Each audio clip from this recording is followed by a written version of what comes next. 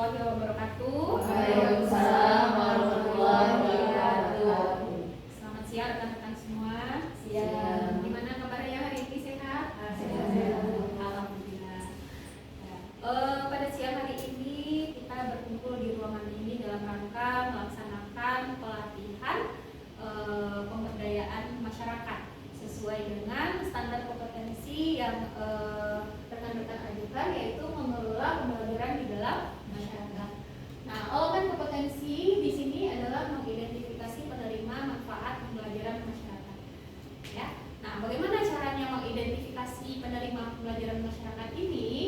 Ada kompetensi unit yang mesti kita lakukan, yaitu yang pertama menetapkan program dan pembelajaran dalam masyarakatnya itu apa. Lalu yang kedua, peran dari pembelajaran masyarakatnya itu kita rumuskan. Lalu yang ketiga, siapa penerima manfaat pembelajaran masyarakat itu mesti kita identifikasi. Nah, sebelum memulai materi, langkah baiknya kita melakukan perkenalan terlebih dahulu. Nama saya Puspa Amelia sebagai trainer dari PT Navisha Media Learning dan Training Center ya. Selain sebagai trainer, side jobnya juga sebagai konsultan bisnis dan terkadang sekali-sekali menjadi host radio. Nah, kegiatan kita ini dilaksanakan di ruangan tertutup tentunya ya. Ada beberapa kemungkinan yang bisa terjadi ya. Tentu kita harus siap mengantisipasi resiko yang akan terjadi itu. Nah, yang pertama kita kenali dulu bahwa ruangan kita ini terdiri dari dua pintu, ada di bagian belakang dan ada di samping kiri. Di bagian belakang nanti Anda bisa dorong pintunya, lalu yang di samping kiri bisa ditarik pintunya. Nah, resiko yang muncul ya, kemungkinannya bisa saja akan terjadi kebakaran nanti di sini. Nah, bagaimana cara mengantisipasi jika terjadi kebakaran? Tentunya kita bunyikan sirine tanda terjadinya kebakaran. Nanti petugas kami akan datang untuk mengantisipasi keadaan darurat ini. Lalu kemungkinan yang berikutnya nanti apabila rekan-rekan semua ada yang menggunakan sepatu hak tinggi, tentu mesti dibuka dulu ya, supaya dalam keadaan darurat nanti jalannya bisa cepat ya. Nah, lalu di dalam keadaan darurat tentu kita harus mencari tempat berlindung ya. Jika ada gempa misalnya, maka cari tempat perlindungan yang aman, sembunyi di bawah meja atau kursi ya, atau jika kita berada di lantai yang tinggi, dengan segera mungkin kita bisa turun ke bawah. Oke, sebelumnya saya absen satu-satu dulu. Ada Nabila, Naufal, Safira, Aisyah, dan Putri. Hadir semua ya? Hadir, Bu. Ya, alhamdulillah. Nah, topik pembahasan kita apa hari ini? Yang pertama tentunya kita pahami pembelajaran dalam masyarakat itu. Lalu yang kedua, mengukur dampak pembelajaran masyarakat. Yang ketiga, urgensi pengembangan instrumen evaluasi pembelajaran. Yang keempat, tujuan dan hasil pembelajaran. Yang kelima, metode pengembangan instrumen evaluasi pembelajaran. Dan yang keenam, validitas dan reliabilitas. Oke. Nah, setelah pelatihan ini, tujuannya nanti adalah bahwa peserta pelatihan mampu atau kompeten dalam pengetahuan, keterampilan, dan sikap kerja fasilitator pemberdayaan masyarakat dalam mengelola pembelajaran di dalam masyarakat, khususnya dalam pengembangan instrumen evaluasi. Ya. Nah, apa manfaat dari pelatihan ini? Bisa Anda baca 1, 2, 3 ya. Mampu menetapkan programnya. Yang kedua, mampu merumuskan pembagian peran. Dan yang ketiga, mampu mengidentifikasi penerima manfaat. Jadi sesuai dengan unit kompetensi kita tadi. Ya, baik rekan-rekan semua, selanjutnya saya ada punya satu pertanyaan untuk Anda semua. Apa yang diketahui tentang pembelajaran dalam masyarakat? Pembelajaran dalam masyarakat itu seperti pembelajaran dari sekelompok orang yang ada di suatu masyarakat itu dalam memecahkan suatu masalah, sehingga untuk memecahkan masalah itu adanya sekelompok orang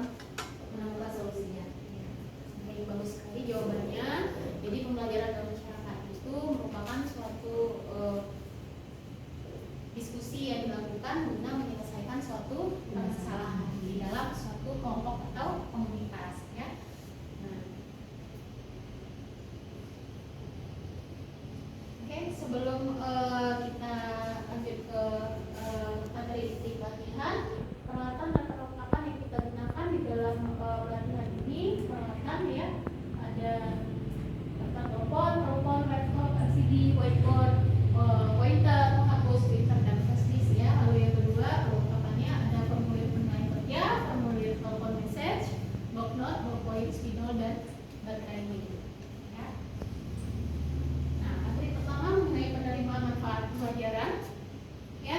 Pembelajaran masyarakat itu adalah suatu inisiatif yang bertujuan untuk memberdayakan masyarakat ya atau warga melalui program pendidikan dan pelatihan. Nah, penerima manfaatnya siapa? Adalah individu atau kelompok ya di dalam suatu komunitas. Oke. Nah, konsep pembelajaran masyarakat itu bergantung pada kebutuhan dan tantangan yang dihadapi oleh komunitas tertentu. Nah, kemudian kita juga mesti mengidentifikasi kelompok sasaran kita ya. Jadi pelatihan yang kita lakukan siapa sasarannya? Apakah anak-anak, dewasa, atau lanjut usia? Kalau anak-anak tentu nanti akan memberikan akses pendidikan. Kalau untuk orang dewasa akan meningkatkan keterampilan kerja. Sedangkan untuk lanjut usia akan meningkatkan kesehatan, keterampilan sosial, dan kemandirian. Nah, jadi kita identifikasi kelompok sasaran. Nah, apa manfaatnya nanti pembelajaran masyarakat ini? Yang pertama, pemberdayaan, meningkatkan rasa percaya diri, ya. Lalu yang kedua, inklusi sosial, memfasilitasi interaksi dan kohesi dalam komunitas yang beragam. Yang ketiga, dalam pengembangan ekonomi, membantu memperoleh keterampilan dan pekerjaan yang lebih baik. Yang keempat, kesehatan dan kesejahteraan, meningkatkan akses terhadap informasi dan layanan yang mendukung kesehatan fisik dan mental. Ya. Nah, kemudian kita juga harus tahu bagaimana nanti mengantisipasi hambatan di dalam pelaksanaan pelatihan. Yang pertama, aksesibilitas. Kita harus pastikan atau menjamin program dapat diakses oleh semua kelompok. Lalu yang kedua, sebagai motivasi, menciptakan insentif dan peluang yang menarik ya bagi warga yang berpartisipasi. Kemudian keterlibatan akan mendorong partisipasi aktif dan umpan balik dari peserta. Lalu yang keempat, kepercayaan akan membangun kepercayaan dengan masyarakat melalui keterbukaan ya.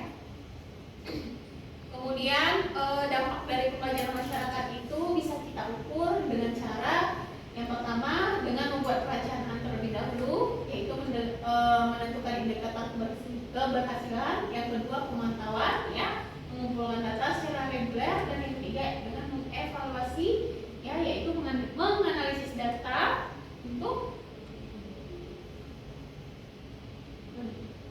menilai dampak program terhadap penerima manfaatnya.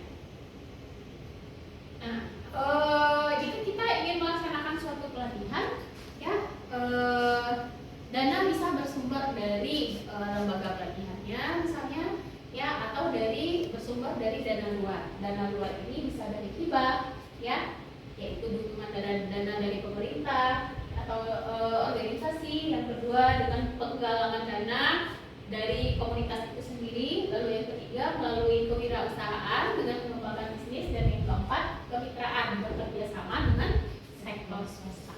Jadi bisa dipilih nanti ya sumber pendanaannya. Nah, kesimpulannya apa dari materi yang sudah dijelaskan sebelumnya? Bahwa yang pertama, pembelajaran masyarakat itu akan meningkatkan keterampilan, percaya diri, dan kesejahteraan. Yang kedua, keterlibatan berkelanjutan, yaitu meningkatkan partisipasi aktif peserta. Yang ketiga, dampak yang terukur, pengukuran yang efektif akan memungkinkan perbaikan program secara terus-menerus. Sampai di sini bisa dipahami peserta semua? Paham, Ibu. Terima kasih. Saya lanjutkan. Nah, jika kita ingin nanti membuat suatu pelatihan, ya, maka kita bisa membuat pengenalan pengembangan instrumen evaluasi jika sasarannya nanti adalah lingkungan sekolah, yaitu khususnya untuk guru ya. Nah, tentu kita perlu tahu pentingnya instrumen evaluasi yang efektif ini ya. Yang pertama, pemahamannya harus jelas. Yang kedua, kita perlu identifikasi kekurangan instrumennya ya. Yang ketiga, kita perlu identifikasi peningkatan pengajarannya.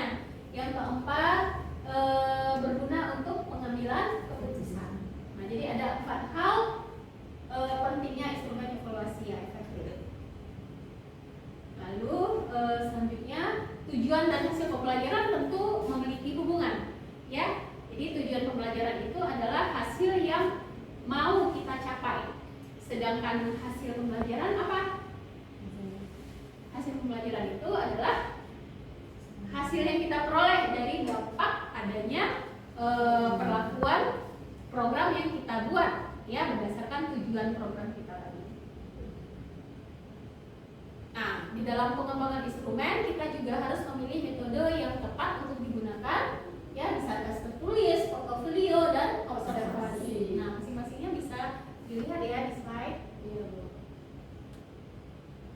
Kemudian setelah kita mengembangkan instrumen itu, kita perlu ukur terlebih dahulu validitas dan reliabilitas. Validitas itu adalah tingkat ketepatan instrumen dalam mengukur apa yang harus diukur, sedangkan reliabilitas tingkat konsistensi instrumen dalam memberikan hasil yang sama ya pada pengukuran yang berulang. Nah, jadi pastikan dulu instrumennya itu valid dan reliable ya. Nah, kemudian setelah valid dan reliable, tentu kita terapkan lagi instrumennya ya. Kita kasih ke siswanya, lalu kita evaluasi hasil instrumennya itu, kita analisis hasilnya ya. Nah, menganalisis instrumen evaluasi ada beberapa tahap yang kita lakukan. Yang pertama, pastikan instrumen diberikan pada siswa dengan adil. Yang kedua, pastikan bahwa instrumen itu berfungsi dengan baik, yaitu melalui pengecekan. Lalu yang ketiga, dapat diinterpretasi ya. Kemudian yang keempat adalah kita berikan umpan balik kepada siswa terhadap instrumen yang telah kita berikan ya. Untuk peningkatan dan penyempurnaan yang berkelanjutan terhadap instrumen yang kita buat, maka kita perlu melakukan evaluasi secara berkala ya. Kemudian memberikan umpan balik kepada siswa, dan kita lakukanlah pengembangan terhadap instrumen tersebut ya, setelah adanya evaluasi berkala dan umpan balik tadi. Selanjutnya ini ya, kita praktekkan bagaimana cara kita memberikan pelatihan pengembangan instrumen pelajaran serta mengidentifikasi ini sebentar aja rekan-rekan semua. Sekarang kita masuk ke sesi praktik ya, bagaimana pengembangan instrumen evaluasi pembelajaran serta mengidentifikasi penerima manfaat pembelajaran dalam masyarakat. Nah, sikap kerja yang diperlukan di dalam mengelola pembelajaran masyarakat ini, yang pertama kita harus menganalisis kebutuhan pelatihan ya. Kemudian yang kedua, membuat rencana pembelajaran, dan yang ketiga menjadi fasilitator pelatihan ya. Oke. Nah, sekarang kita tanya jawab dulu, apa yang dimaksud dengan pembelajaran dalam masyarakat? Nah, merupakan inisiatif yang bertujuan untuk memberdayakan masyarakat setempat ya, melalui berbagai program pendidikan dan pelatihan. Kita katanya dulu tadi ya. Baik rekan-rekan semua, sebelumnya saya sudah menjelaskan materi mengenai pembelajaran masyarakat dan juga pengembangan instrumen evaluasi pembelajaran. Nah, saat sesi ini kita masuk ke sesi praktik. Jadi rekan-rekan semua diminta untuk mempraktikkan bagaimana cara mengembangkan instrumen dari evaluasi pembelajaran ya. Nah, nanti masing-masing dari rekan-rekan mempraktikkan sesuai dengan unit kompetensinya masing-masing. Oke. Nah, dalam melaksanakan praktik pelatihan itu yang perlu kita ketahui sebelumnya adalah sikap kerja yang diperlukan dalam melaksanakan pelatihan itu, yaitu menganalisis kebutuhan pelatihan yang pertama, yang kedua membuat rencana pembelajarannya, dan yang ketiga menjadi fasilitator pelatihan. Oke, baik, berdasarkan materi yang sudah diuraikan sebelumnya. Nah, apa yang dimaksud dengan pembelajaran masyarakat?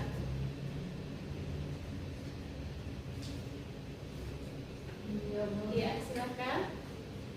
Pembelajaran masyarakat kreatif yang bertujuan untuk memberdayakan warga setempat melalui berbagai program pendidikan dalam pelatihan.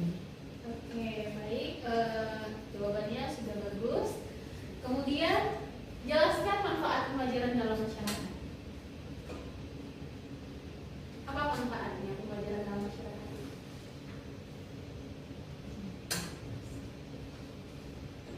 Ayo, siapa yang bisa jawab?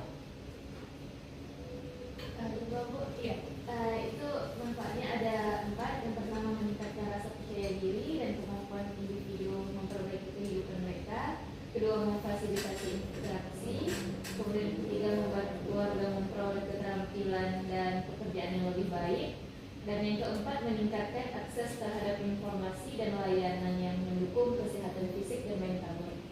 Bagus sekali jawabannya. Dan apa itu validitas dan reliabilitas dalam pengembangan instrumen? Iya. Yang pertama itu tingkat ketepatan instrumen dalam mengukur apa yang seharusnya yang diukur. Yang kedua itu tingkat konsistensi instrumen dalam memberikan hasil yang sama pada pengukuran yang berulang. Ya, bagus sekali jawabannya. Berarti rekan-rekan semua sudah bisa paham ya mengenai pembelajaran dalam masyarakat, khususnya dalam pengembangan instrumen. Baik, selanjutnya kita akan evaluasi ya. Nanti rekan-rekan semua akan menjawab 5 pertanyaan ini. Kira-kira berapa lama waktu yang kita butuhkan untuk menjawab? Nanti kita sepakati saja ya. Dan setelah selesai nanti kita kumpulkan kembali jawaban dari evaluasi. Nah, berikutnya adalah kesimpulan ya. Kesimpulan dari elemen kompetensi kita ini adalah yang pertama, program pembelajaran masyarakat ditetapkan terlebih dahulu. Jadi kita putuskan program apa yang mau kita lakukan. Lalu yang kedua, setelah program ditetapkan, kita lakukan pembagian perannya. Kita rumuskan apa saja peran dari masing-masing elemennya. Lalu yang ketiga, siapa penerima manfaat dari program yang kita rancang. Nah, itu harus kita identifikasi. Lalu yang keempat, kita lakukan analisis kebutuhan sesuai dengan pembelajaran masyarakat. Jadi apa kebutuhan dari pembelajaran masyarakat yang kita lakukan itu? Nah, perlu kita analisis terlebih dahulu. Oke, nah setelah ini ya kita rekan-rekan akan diberikan tugas, ya tugas dikumpulkan selambatnya 1 hari setelah pelaksanaan ini, ya. Sekarang dikasih yaitu evaluasi hasil pembelajaran dari hasil pelaksanaan ujian akhir semester pada bidang studi matematika di jenjang pendidikan yang rekan-rekan bina. Ya, jadi evaluasi nanti hasil pembelajaran ujian akhir semesternya ya. Nah, tugasnya dikumpul besok ya. Ya, Bu. Oke, jadi itulah yang bisa saya sampaikan mengenai pembelajaran masyarakat kali ini ya. Jadi rekan-rekan semua diharapkan nanti bisa mempersiapkan program pelatihan yang akan dilaksanakan guna mencapai tujuan pembelajaran masyarakat yang kita laksanakan, dan tentunya si penerima manfaatnya nanti benar-benar dapat meningkatkan baik itu keterampilan, pengetahuan ya maupun sikap kerja yang dimiliki oleh masing-masing individu di dalam suatu kelompok atau komunitas.